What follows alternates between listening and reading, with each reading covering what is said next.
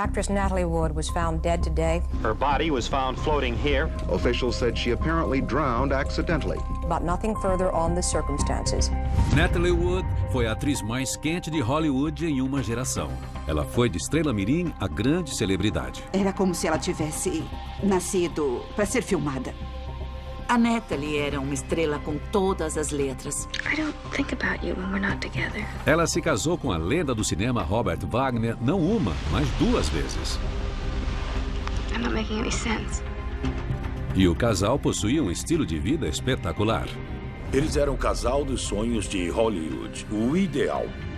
Mas em 29 de novembro de 1981, no que era para ser um relaxante fim de semana, Natalie Wood, então com 43 anos, foi encontrada morta. Cause of death will be certified as accidental drowning. O veredito nunca agradou completamente a imprensa. The question of why Miss Wood left the yacht and drowned has yet to be answered fully. Agora, o médico legista Michael Hunter está trazendo uma nova abordagem a um dos mistérios mais persistentes de Hollywood. Foi um acidente, um suicídio ou algo mais sinistro?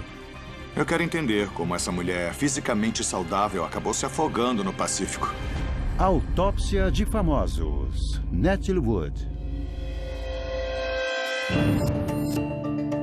O Dr. Michael Hunter é um médico legista mundialmente famoso. Ele realizou mais de 4.000 autópsias com o objetivo de entender a causa da morte. Hoje, ele é o principal médico legista de uma das maiores cidades dos Estados Unidos. Esse é o relatório da autópsia da Natalie Wood. E aqui dentro tem um monte de informações sobre os dias, meses e anos que precederam a morte. Eu quero descobrir o que a autópsia da Natalie pode revelar sobre o que aconteceu de tão errado naquele simples cruzeiro. Sexta-feira, 27 de novembro de 1981. Natalie e seu marido, Robert Wagner, estão em Marina del Rey, no sul da Califórnia, preparando-se para um cruzeiro de fim de semana até a ilha de Santa Catalina em seu barco, o Splendor. Todo ano, nesta época, eles costumam convidar um grupo de amigos para a viagem de mais de 100 quilômetros. Mas neste ano, apenas um convidado apareceu. Oi! Ah, Chris! O ator Christopher Walken. Oi, Chris. Que bom te ver. No momento, Natalie e Christopher estão coestrelando o filme de ficção científica Projeto Brainstorm. É a mais nova tentativa de reviver a carreira em declínio da atriz. Com 43 anos de idade, ela não atende mais às expectativas juvenis de Hollywood. Obrigada.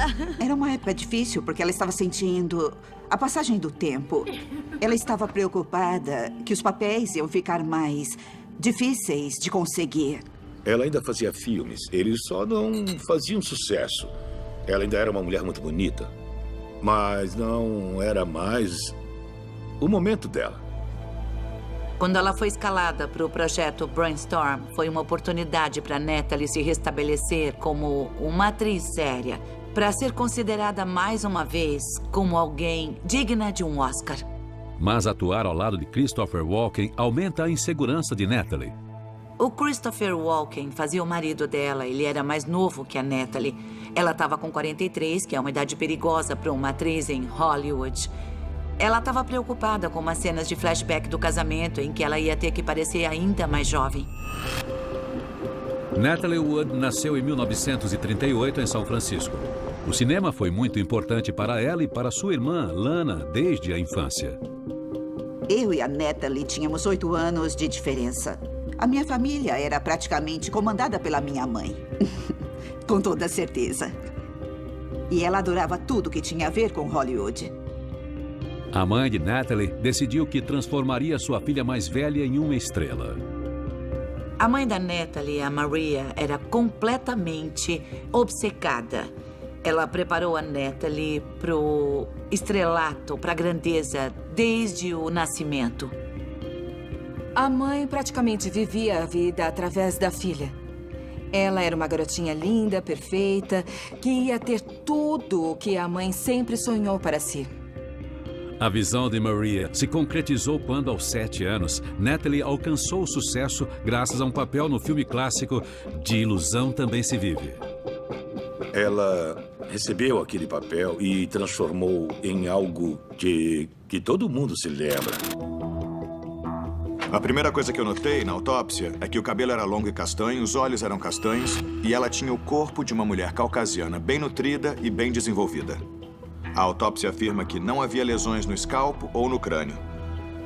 No entanto, havia vários pequenos ferimentos superficiais nas pernas.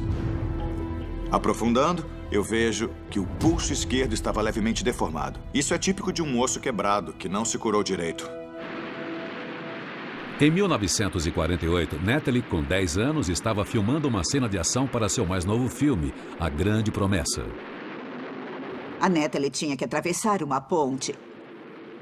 E o homem que ia ativar a destruição da ponte acabou errando o momento. Este vídeo mostra o verdadeiro momento do erro. Como a ponte desabou cedo demais, Natalie corria um risco real. Mas o diretor não percebeu e continuou filmando. Eles adoraram o modo como a cena ficou e disseram: continua filmando, continua. Devido ao esforço de se segurar para não cair na torrente, Natalie quebrou o pulso. Este momento a assombrou pelo resto da vida. Foi realmente traumatizante. E para o resto da vida, ela teve um medo intenso de água. Ela tinha medo de se afogar. A minha dúvida é como uma mulher que tem fobia de água acaba se afogando no Pacífico. Dá pra ver no exame toxicológico de sangue da Natalie Wood que ela tinha ciclizina no sistema. A ciclizina é um antihistamínico e é usado para enjoo em barcos. Ela interfere nos impulsos nervosos entre o ouvido interno e o cérebro, que causam náusea. O fato dela ter tomado ciclizina se encaixa com o que a gente sabe sobre as últimas 24 horas dela. A travessia de 7 horas até a ilha de Santa Catalina foi intensa. O capitão até considerou abandonar a viagem e dar meia volta. Mas, na tarde de sábado, o iate Splendor está ancorado com segurança a cerca de 200 metros do litoral da ilha e da pequena comunidade de Two Harbors. A região geralmente está repleta de turistas, mas no final de novembro há bem poucos visitantes.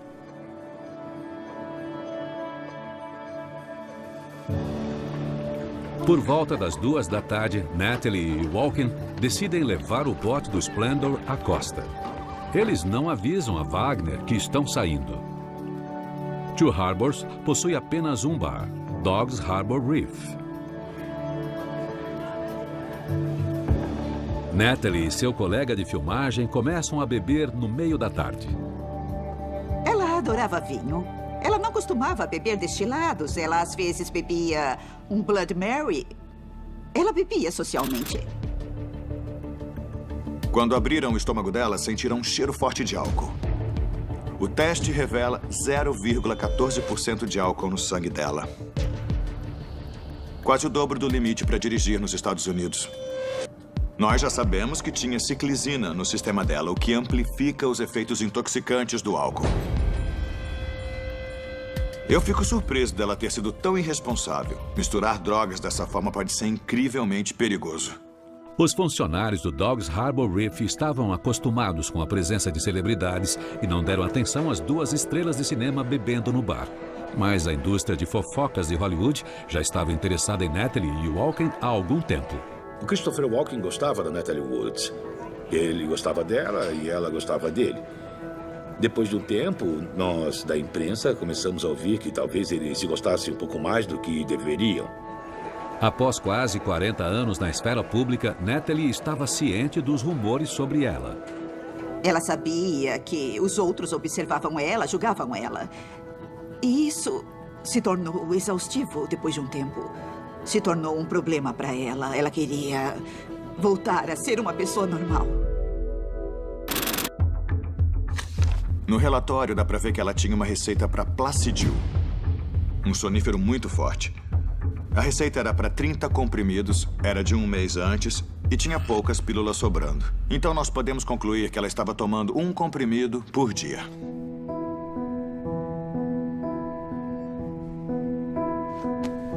Ela tinha medo de ficar sozinha.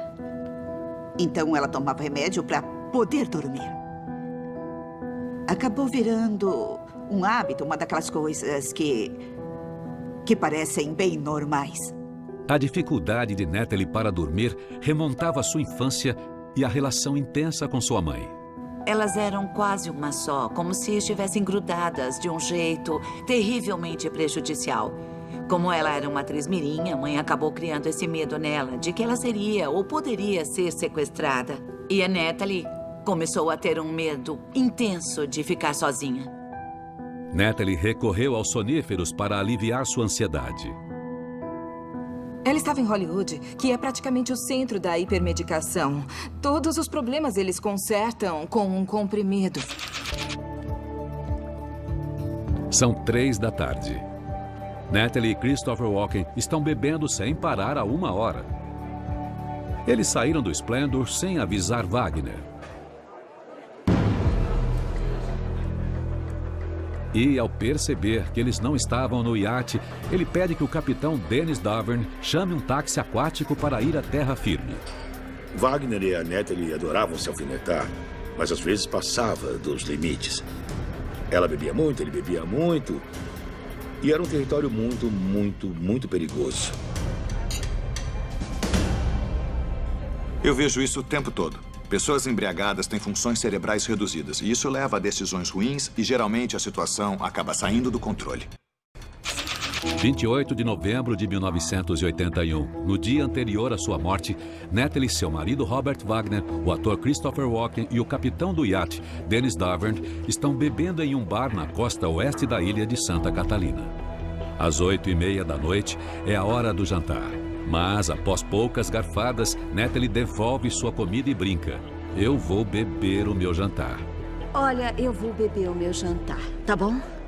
Mas, por trás das piadas, a relação de Natalie com comida pode ser o sintoma de um problema sério em sua vida de estrela de Hollywood. Além das receitas para soníferos, os investigadores encontraram um vidro de triclormetiazida, um diurético poderoso. Ele força o corpo a eliminar água, alternando o modo como os rins absorvem certos sais. Diuréticos geralmente são receitados para pressão alta, mas nada no relatório indica que ela tivesse problemas de pressão. O coração era do tamanho normal e os rins pareciam normais. Então deve ter outro motivo para ela estar tomando esse remédio. Os diuréticos também servem para outras coisas e podem ser usados por indivíduos que estão tentando perder peso muito rápido. A visão de Hollywood sobre os diuréticos é meio que... Bem, são os ossos do ofício. Here's Natalie Wood, the kind of fresh young face and macaroni-proof young figure that the movie industry is always seeking. Se você não quiser perder o seu lugar diante das câmeras, você tem que fazer o que for possível. O menor aumento de peso pode ser um desastre. Quando ela ainda era jovem, a Natalie começou a tomar remédios para emagrecer, um tipo de anfetamina. Ela sentia que tinha que sempre estar com o corpo em forma. E isso levou ela a tomar tantos remédios para emagrecer que ela não comia nada. Ela era praticamente anoréxica. Relatos de que ela pode ter sido anoréxica aos 20 anos não são surpresa. Se encaixa muito bem na necessidade de controle. Lembre-se que a anorexia entra no âmbito dos transtornos obsessivos compulsivos. Na verdade, é uma necessidade de ser capaz de controlar a forma do próprio corpo. Isso tem tudo a ver com uma jovem mulher em Hollywood com muita pressão para se encaixar num ideal. 6 semanas antes da viagem para a ilha de Santa Catalina, no set de seu mais novo filme, Projeto Brainstorm, Natalie está mais do que nunca consciente de seu peso. Aos 43 anos, ela espera que o filme reanime sua carreira em declínio. Ela estava preocupada em perder peso para parecer mais elegante e desejável. É provável que Natalie estivesse usando o diurético para se manter magra. A receita para triclormetiazida tinha 6 semanas. Ela tomou 12 comprimidos, então ela estava tomando parte desse remédio enquanto filmava nas locações. E, estranhamente, ela também estava bebendo durante as filmagens. A Natalie tinha uma regra de que, durante as filmagens, ela não bebia por motivos óbvios. Ela não queria ganhar peso, entre outras coisas. Mas em Projeto Brainstorm, ela quebrou essa regra. Ela tinha consciência dos efeitos que o álcool tinha na aparência dela, no corpo dela. Então, os mecanismos de controle que ela normalmente tinha, aqueles bloqueios que ela tinha para garantir que sempre estivesse bem e saudável, estavam começando a sumir, já não estavam funcionando do mesmo jeito. Por trás das câmeras, a vida pessoal de Natalie estava desabando. O casamento dos Wagners, pelo menos por fora, para o público, era um conto de fadas. Mas por dentro do casamento haviam muitas falhas, como ciúme e competição. O segundo casamento de Natalie com Robert Wagner parecia estar em risco. I gave him a call, told him you were fine, asked if he was fine. He's fine. Fine. Não foi a primeira vez que seu relacionamento com Wagner foi levado ao limite. Natalie se casou pela primeira vez com Wagner, de 27 anos, quando tinha apenas 19. Mas, após 4 anos, o relacionamento desmoronou em meio a rumores de infidelidade. E em 1962, eles se divorciaram. Ela passou por um casamento infeliz com o Robert Wagner. Foi uma época ruim, negativa na vida dela. Aparentemente, durante este período, os remédios prescritos ganharam mais destaque na vida de Natalie. Um amigo da Natalie visitou a casa deles algumas vezes e me contou que quando ele foi ao banheiro e abriu o armário de remédios, ele viu todo tipo de coisa. Não há nenhuma evidência nesse relatório de autópsia de que ela estivesse tomando qualquer um desses remédios. Mas é claro que aos 20 e poucos anos não era novidade para ela se automedicar para tentar lidar com o estresse. Você tem que pensar na situação em que a Natalie estava na época. O mundo dela ficava bem longe da esfera da normalidade, bem longe de praticamente qualquer coisa que alguém pudesse se identificar. Havia uma noção de, o meu comportamento é perfeitamente normal, eu estou lidando com isso. E esse é um estado mental muito vulnerável e perigoso. 10 da noite. Após beber durante a tarde e depois à noite, o grupo começa a se acalmar. Mas eles estão claramente embriagados.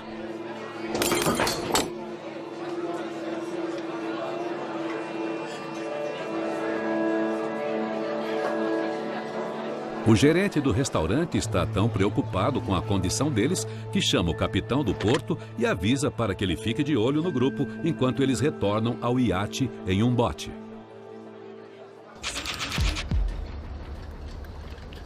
10:30 da noite. Natalie tem apenas horas de vida.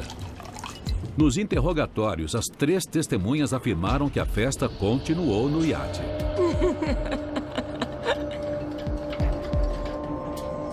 No que diz respeito aos rumores de Hollywood, todo mundo acreditava que ela e o Christopher Walken estavam tendo um caso.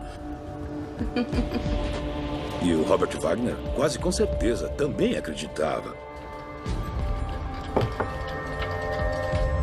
O Christopher Walken foi o estopim para os eventos que ocorreram naquela noite. Ainda acho que isso é verdade.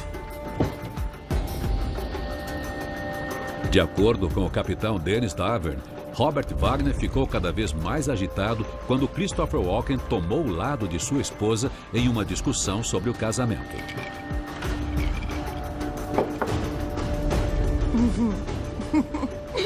É o que eu sempre digo, você tem que seguir seu coração. Ela tem que seguir o coração dela. E, de repente, o Wagner disse pro Walken: Você dormiu com a minha esposa!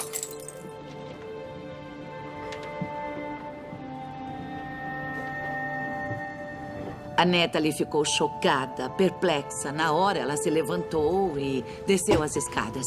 Natalie, fica aqui.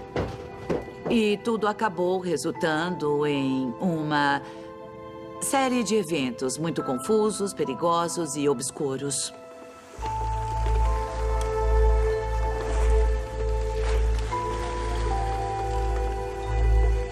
O que começou como um feriado relaxante de dia de ação de graças se torna horrível e termina em tragédia.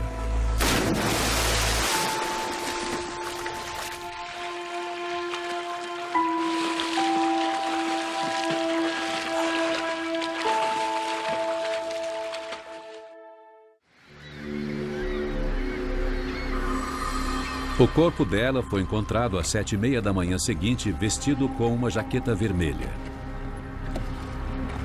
Natalie Wood foi declarada morta às 7h44 do dia 29 de novembro de 1981. No dia seguinte, o médico legista convocou uma coletiva de imprensa. Sua declaração foi breve. Cause of death will be certified as accidental drowning. Com a mídia cercando a ilha de Santa Catalina, o médico conectou os eventos por trás da morte a partir das declarações de Wagner, Walken e do capitão Dennis Dovern. Aparentemente, após a discussão, Christopher Walken voltou à sua cabine privada, deixando Dennis e Wagner juntos no recinto. Wagner disse que às 11h45 viu a esposa no banheiro. Esta foi a última vez que ele a viu viva. Para explicar por que Natalie teria subido ao convés, Wagner disse que ela com frequência se sentia incomodada pelo som do bote batendo na lateral do iate e pode ter saído para apertar a corda de suporte. A corda às vezes afrouxava com o movimento das ondas. Wagner disse que Natalie teria de antes soltar o bote para então prender a corda com força.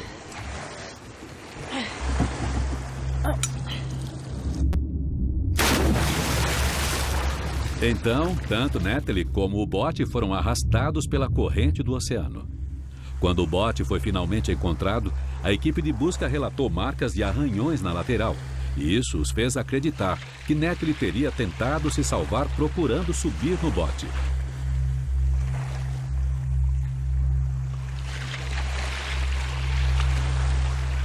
Sem nenhuma testemunha aparente dos últimos momentos da atriz e poucos fatos para colaborar, o médico legista concluiu: morte por afogamento acidental. Pelo que eu vi no relatório da autópsia, a descoberta mais crítica foi de que os pulmões estavam volumosos e pesados, com espuma saindo do nariz e da boca no momento em que foi encontrada. Qualquer corpo encontrado no oceano vai ter os pulmões cheios de água. Mas quando você vê a espuma, significa que a água se misturou com o ar. Isso é claramente morte por afogamento. Mas essa é a parte fácil. Agora eu quero saber o que a autópsia diz sobre como isso aconteceu. Como essa estrela de cinema, que tinha um medo terrível da água, acabou no oceano.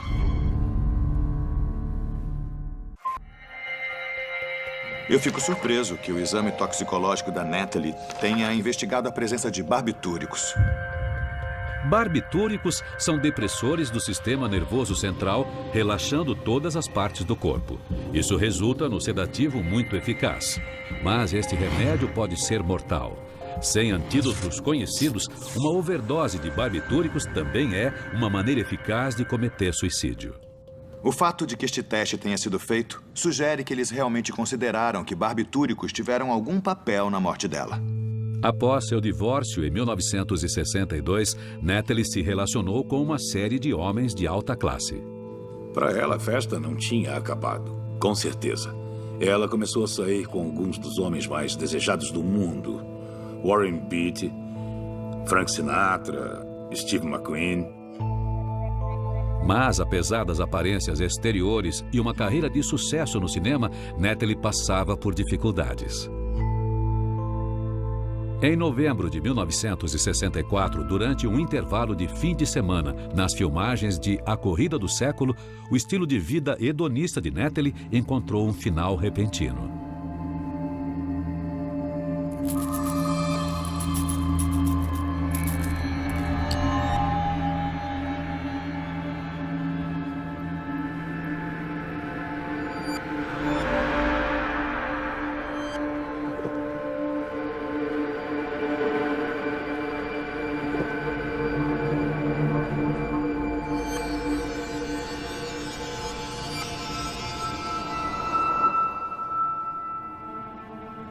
Ela tomou uma overdose de comprimidos. Ela disse que não queria mais viver. Para ela, Parecia que tudo estava desmoronando. Foi uma época assustadora para ela. Não se sabe muitos detalhes sobre isso. Foi encoberto, assim, na hora. Mas foi sério e ela quase morreu. Ela nunca falou sobre isso comigo. Ela não falou com mais ninguém além do médico dela. 17 anos depois, ela poderia ter sido levada à morte pelo mesmo impulso suicida? É possível que o afogamento da Natalie Wood tenha sido consequência de outra overdose. Uma overdose de barbitúricos pode ter um efeito devastador no cérebro. Pode causar perda de coordenação e confusão. Então, antes que os comprimidos tivessem tempo de fazer efeito total e matar Natalie de vez, ela poderia ter deixado sua cabine sem saber aonde ia. É plausível que a Natalie tenha saído para o convés em meio a um delírio causado pelo remédio e simplesmente tenha caído no mar.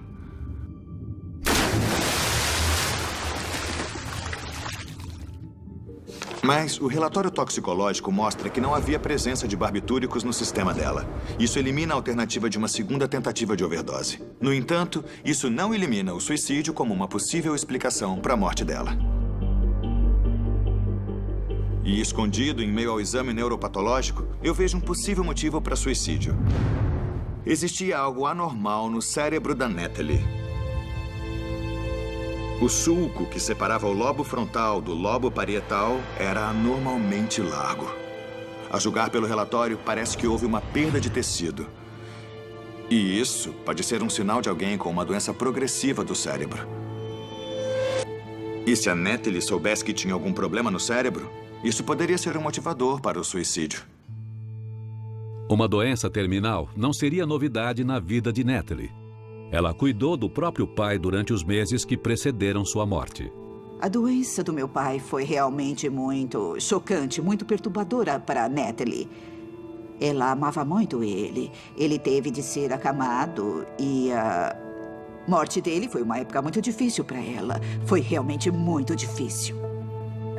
Imagina ter que enfrentar a dor e a angústia de uma doença prolongada, como de um parente próximo. No caso dela, o pai. Existem teorias que dizem que isso se torna algo que te deixa com tanto medo de acontecer com você, que você prefere se dar um fim, você prefere se matar a ter que passar por tudo isso. Considerando o histórico psicológico dela, é possível que a Natalie tivesse reagido muito mal ao saber que tinha algum tipo de doença progressiva do cérebro. Eu vi no relatório que eles examinaram essa área do cérebro e não encontraram amolecimento ou indícios de necrose. O cérebro dela parecia bem saudável. O sulco anormal era só uma peculiaridade anatômica. Ainda não há um motivo claro para suicídio. Mas existe uma passagem estranha encontrada no diário dela. No último registro, ela escreveu: "Essa solidão não me deixa sozinha." E se a Natalie fosse suicida, ela estava cercada pela melhor opção depois de uma overdose: o Oceano Pacífico.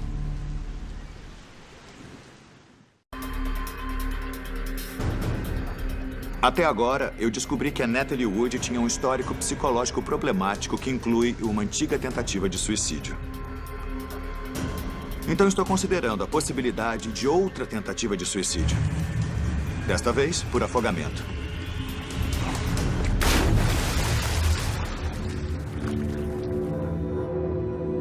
Mas pensando bem, afogamento seria uma escolha de método estranha para Natalie. Ela tinha muito medo de água. Ela nunca aprendeu a nadar, só conseguia fazer o nado cachorrinho, o que ela odiava. Mas ela tinha pavor de água, pavor. Seu medo de água começou com um acidente no set, quando ela tinha apenas 10 anos. Ela agarrou a lateral da ponte desesperada. E ela quase se afogou durante a cena. Natalie teve problemas com seu medo de água até a vida adulta. Considerando que ela tinha pavor de água, parece bizarro pensar que ela cometeria suicídio por afogamento. Mas o exame toxicológico também mostra que ela estava embriagada. E isso pode mudar tudo. ela estaria muito mais relaxada, chegando ao ponto da insensatez. Esse é o princípio dessas substâncias. Elas ajudam a lidar com a ansiedade, a lidar com o medo. Então, por mais estranha que pareça uma tentativa de suicídio por afogamento, isso não é algo a ser totalmente ignorado. Para poder me decidir se a Natalie se afogou intencionalmente, eu preciso entender muito bem o que aconteceu logo depois da primeira tentativa de suicídio dela. Muita coisa pode mudar depois de um trauma dessa magnitude. Uma das maiores mudanças na vida de Natalie após sua tentativa de suicídio em 1964 foi a maternidade. Ter um filho significava tudo para ela. Tudo. Antes mesmo de se casar, ela falava que queria um filho, que queria um filho. E ela queria que esse filho tivesse a infância que ela nunca teve. Sua primeira filha, Natasha, nasceu em 1970 do segundo marido, o produtor cinematográfico Richard Gregson.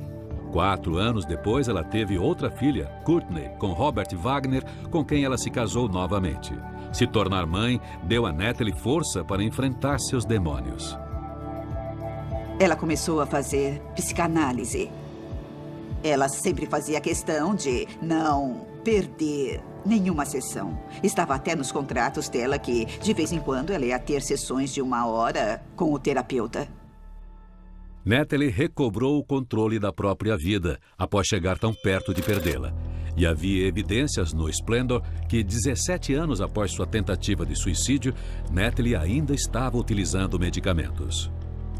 Os investigadores acharam 4 tabletes e meio de Valium, bem como um vidro vazio de Dalmani, que é um remédio parecido com Valium. Estes tipos de sedativos seriam os indicados para controlar o humor dela depois da tentativa de suicídio.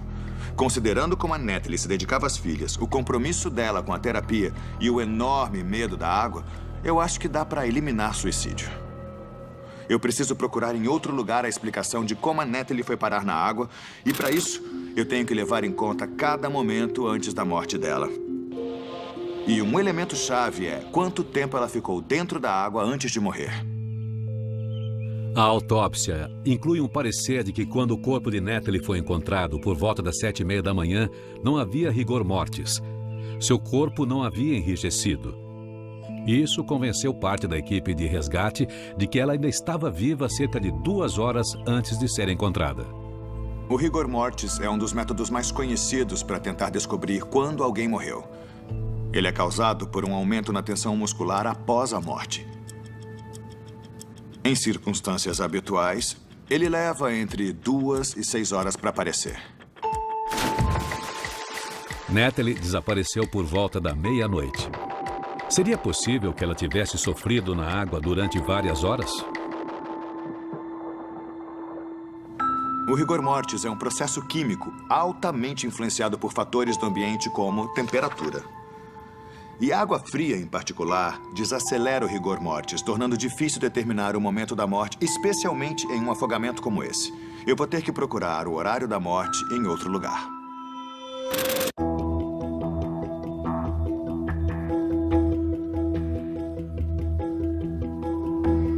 O relatório da autópsia diz que havia cerca de 500 centímetros cúbicos de comida parcialmente digerida no estômago da Natalie. E esse é um meio muito mais confiável de determinar a hora da morte. Existem dados sobre quanto tempo leva para a comida passar pelo estômago. E esse processo para com a morte. Então é possível usar isso para determinar quando alguém morreu. O jantar ainda estava no estômago dela, o que quer dizer que o movimento gástrico parou entre 3 e 4 horas depois da última refeição. Isso sugere que ela morreu por volta da meia-noite, cerca de meia hora depois de ser vista pela última vez. Então, para resolver o mistério de como a Natalie foi parar no oceano, temos que focar nos últimos minutos depois que ela foi vista viva pelo Wagner. Seja lá o que aconteceu, foi bem rápido. E aqui no relatório, há evidências que me levam a crer que a história toda não foi uma simples queda. A autópsia indica que não houve lesões no escalpo ou crânio, nenhuma lesão traumática no peito ou abdômen, mas dá para ver que existem mais de 24 ferimentos no corpo.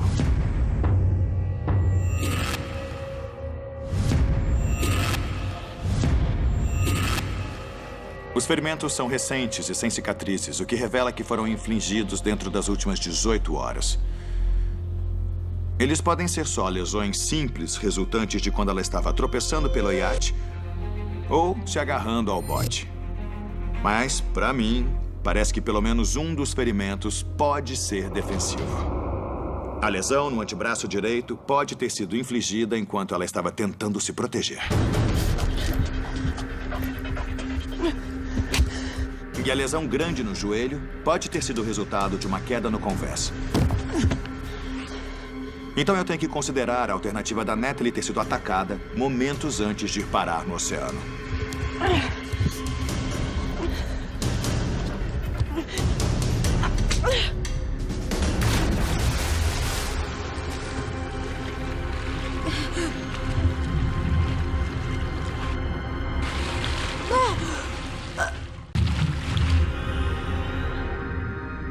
Durante 30 anos, a explicação de como Natalie foi parar no oceano continuou um mistério. Mas em 2011 surgiram novas evidências e a morte de Natalie foi reinvestigada. Recently, we have received information which we felt was substantial enough to make us take another look at this case.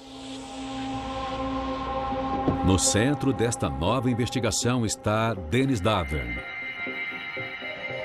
que retirou seu depoimento original dado à polícia. Have you changed your story from when you spoke to investigators years ago? I made mistakes by not telling the honest truth. Dennis, what happened that night? Was there an argument on the yacht? Yes, that night there was an argument. Then the arguing went on to the aft deck, and moments later, everything became silent. Dennis Davern acredita que Robert Wagner agrediu a própria esposa, machucou de alguma forma e então, de repente, ela estava no mar. Mas os investigadores não tinham certeza se as lesões no corpo de Natalie foram infligidas antes ou depois de ela cair na água. Em 2012, o relatório do novo médico legista mudou a causa da morte de afogamento acidental para afogamento e fatores não determinados. O Departamento de Polícia de Los Angeles fez questão de explicitar que Robert Wagner não era um suspeito no caso. A minha investigação não elimina a possibilidade de violência a bordo do Splendor, mas eu acredito que existam outras explicações. Nas entrelinhas deste relatório de autópsia, eu finalmente encontrei evidências que poderiam trazer uma nova luz à morte dela. A lista de remédios receitados para Natalie inclui Synthroid. É um medicamento para indivíduos que sofrem de hipotireoidismo. A tireoide controla o metabolismo. Esses indivíduos geralmente possuem uma resistência menor a lesões. E isso, para mim, põe em dúvida qualquer teoria de que ela tenha sido agredida antes de cair na água, ou mesmo de que ela tenha tentado se salvar se agarrando ao bote. Eu acredito que essas lesões são simplesmente resultado dela estar embriagada e tropeçando pelo iate.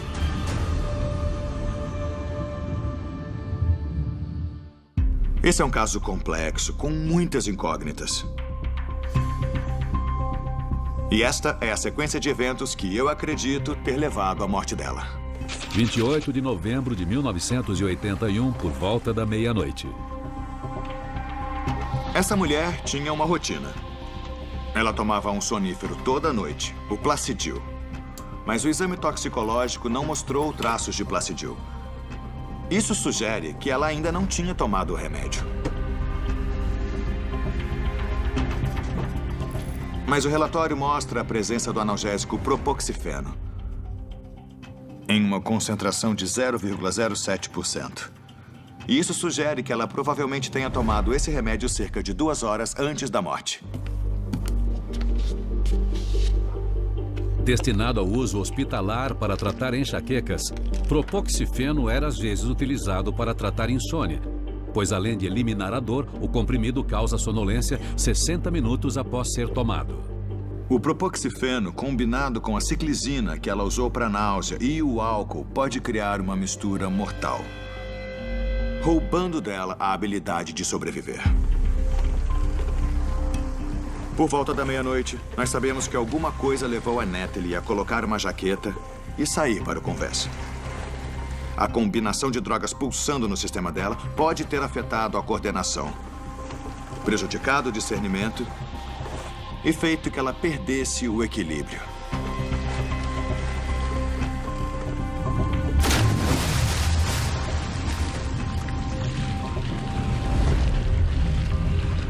Nós não sabemos como a Natalie caiu na água, mas quando aconteceu, os efeitos combinados das drogas e da água congelante teriam limitado a capacidade dela para se salvar. Os músculos dela se enrijeceriam e ela nem conseguiria gritar por socorro. Com o tempo, ela não ia conseguir respirar para circular oxigênio pelo corpo, e isso causaria uma lesão por hipóxia no cérebro. Em 10 minutos, ela teria morrido por afogamento.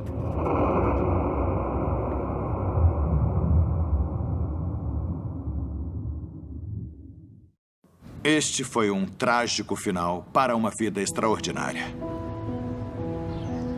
O funeral de Natalie foi uma rara reunião dos maiores nomes de Hollywood, de Frank Sinatra a Rod McDowell.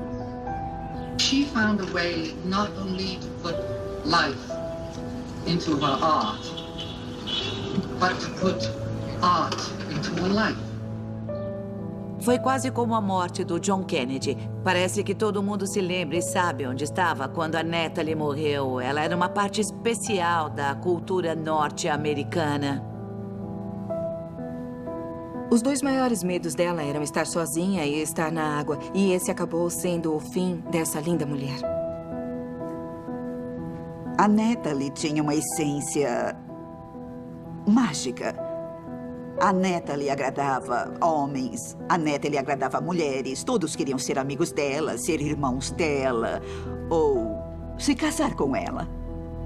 Ela tinha uma grande beleza natural, uma personalidade bem natural. E ela dizia as coisas de forma natural. E eu acho que todo mundo sente muita falta dela.